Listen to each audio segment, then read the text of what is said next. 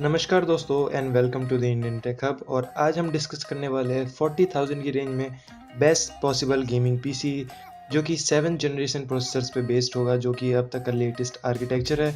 तो इसी के साथ हम शुरू करते हैं। तो हम मदरबोर्ड से शुरू करते हैं। मदरबोर्ड जो हमने लिया है वो है जो हमने 30,000 की रेंज में पीसी बिल्ड में यूज़ किया था, H110 Pro VH Plus। तो अभी आप वेबसाइट पर अगर चेक करेंगे तो हमें 6 जनरेशन सपोर्ट मिलता है, लेकिन अब ये अपडेटेड बायोस के साथ आ रहा है, इसलिए आपको 7 जनरेशन प्रोसेसर का सपोर्ट मिल जाता है। LGA 1151 सॉकेट हमें मिल जाता है और 32 GB तक की रैम सपोर्ट हमें मिल जाती है। क्योंकि हम 7 जनरेशन प्रोसेसर यूज़ कर रहे हैं तो हम 2400 मेगाहर्ट्ज़ की रैम इसमें यूज़ कर सकते हैं। ग्राफिक्स कार्ड के लिए हमें स्लॉट मिल जाता है इसमें PCI 2.0 और ऑलमोस्ट सारे फीचर्स जो हमें बेसिक चाहिए वो मिल जाते हैं। आप देख सकते हैं UEFI बायोस मिल जाता है हमें, इसमें डीबग LEDs मिल जाती हैं। तो बेसिक गेमिंग के लिए काफ़ी अच्छा प्रोसेसर है, साथ ही साथ हमारे प्रोसेसर को सपोर्ट भी करता है। और आप अगर देखेंगे तो ये हमारी ओवरक्लॉकिंग भी सपोर्ट करता है। वैसे तो हम ओवरक्लॉक नहीं कर रहे हैं, लेकिन अगर आप एक अनलॉक प्रोसेसर लेते हैं तो ये ओवरक्लॉकिंग भी सपोर्ट करता है। तो हम चलते हैं अपने प्रोसेसर की तरफ। तो प्रोसेसर में हमने लिया है इंटेल का कोर i3 7100 7 जनरेशन प्रोसेसर होगा, जो केबल एक आर्किटेक्चर पे बेस्ड है। तो आप देख सकते हैं प्रोसेसर कोर्स हमें मिल जाते हैं 2 और थ्रेड्स मिल जाते हैं 4। और बेस क्लॉक जो हमें इसमें मिल जाती है वो 3.9 गीगाहर्ट्ज़ की है।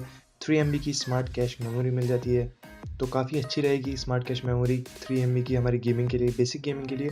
64 GB तक मैक्स मेमोरी सपोर्ट करता है ये। 2400 मेगाहर्ट्ज़ भी सपोर्ट करता है, क्योंकि अब 7 जनरेशन प्रोसेसर है। तो ग्राफिक्स की बात करें तो हमें ग्राफिक्स की ज़रूरत नहीं होगी। वैसे तो ये इंटेल HD 630 के साथ आ रहा है।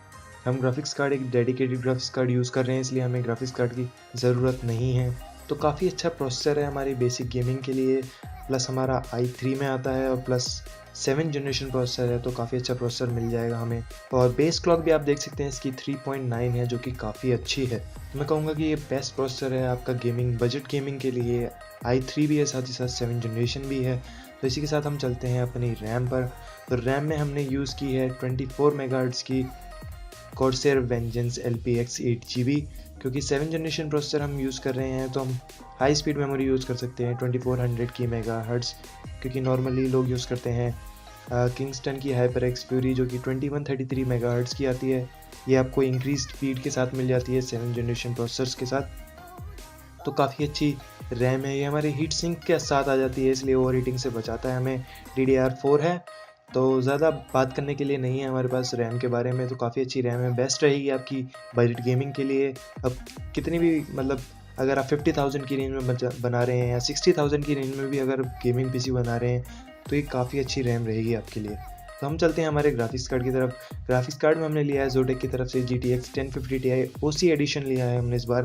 पिछले बिल्ड में हमने सिर्फ GTX 1050 Ti लिया था। तो थोड़े फीचर्स की बात कर लेते हैं। ये हमारा ग्राफिक्स कार्ड डुअल फैन के साथ आता है, इसलिए काफ़ी कूल रहेगा।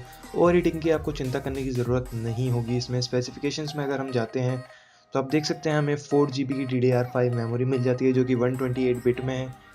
बेस क्लॉक हमें इसमें 1392 मेगाहर्ट्ज़ की मिल जाती है और बूस्ट क्लॉक आप देख सकते हैं कि 1506 मेगाहर्ट्ज़ की मिल जाती है। मेमोरी क्लॉक स्पीड हमारी 7 गीगाहर्ट्ज़ है और इसमें हमें PCI एक्सप्रेस स्लॉट जो कि 3.1 है। डिस्प्ले आउटपुट्स की अगर बात करें तो हमें डिस्प्ले पोर्ट HDMI और DLDVI पोर्ट मिल जाता है। ट्रिपल डिस्प्ले सपोर्ट मिलता है, अगर आप 3 मॉनिटर लगाना चाहते हैं तो आराम से लगा सकते हैं। पावर कंजम्पशन जो है हमारा सिर्फ 75 वॉट का होगा। डुअल फैन है और Windows 10 पे सपोर्ट आपका आराम से मिल जाता है। तो ये ग्राफिक्स कार्ड बेस्ट रहेगा अगर आप 40,000 की रेंज में PC बिल्ड कर रहे हैं। आप देख सकते हैं हमें कि काफ़ी अच्छी बेस क्लॉक और बूस्ट क्लॉक मिल जाती है। हमारे ऑलमोस्ट सभी गेम्स अब ये 1080p पे चला सकता है। 40 फ्रेम्स या 50 फ्रेम्स तक भी जा पुश कर सकता है आराम से, क्योंकि हमारे पास एक 7 जनरेशन प्रोसेसर है, तो इसको बॉटल नेक नहीं करेगा और मैक्स परफॉर्मेंस पे आराम से जा सकता है हमारा ग्राफिक्स कार्ड। तो काफ़ी अच्छा ग्राफिक्स कार्ड रहेगा 40,000 के PC बिल्ड में। और इसी के साथ हम चलते हैं हमारी पावर सप्लाई पे। तो पावर सप्लाई हमने ली है Corsair की VS450 450 वॉट की पावर सप्लाई है, ज़्यादा बात करने के लिए नहीं है। 80+ के साथ रेटिंग के साथ हमें आ जाती है, तो काफ़ी अच्छी 80+ रेटिंग है। हमें ऑलमोस्ट सारे कनेक्शंस हमें मिल जाते हैं, जो भी बेसिक कनेक्शंस होते हैं। फ्यूचर अपग्रेडेबिलिटी ऑप्शन भी इसमें हमें मिल जाते हैं। अगर आप कोई एक्स्ट्रा हार्ड ड्राइव लगाते हैं, कोई SSD लगाते हैं, तो हमें एक्स्ट्रा स्लॉट्स हमें इसमें मिल जाते हैं।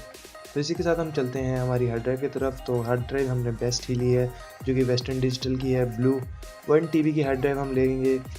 ये ऑलमोस्ट सबकी फेवरेट हार्ड ड्राइव है, क्योंकि काफ़ी बजट ओरिएंटेड है और काफ़ी अच्छी स्पीड के साथ आ जाती है। 7200 RPMs के साथ आ जाती है। तो ये बेस्ट हार्ड ड्राइव है ऑलमोस्ट हर बजट के लिए, या आप कितने भी बजट का गेमिंग PC बिल्ड करें, आप मैं सजेस्ट करूँगा कि आप ये ही हार्ड ड्राइव लें, क्योंकि काफ़ी अच्छी हार्ड ड्राइव है।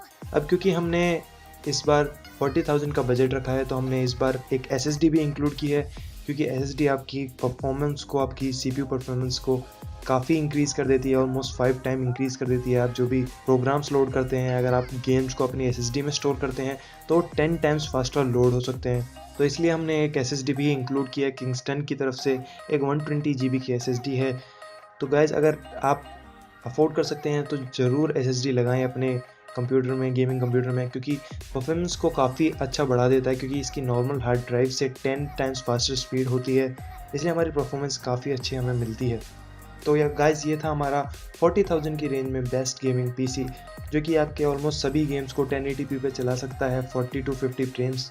तो अगर आपको वीडियो पसंद है तो प्लीज़ लाइक बटन दबाएं और सब्सक्राइब करें ऐसी नई वीडियोस के लिए, और बेल आइकन को प्रेस करें ताकि आपको नई वीडियो की नोटिफिकेशन आ सके। और हम मिलते हैं नेक्स्ट वीडियो में।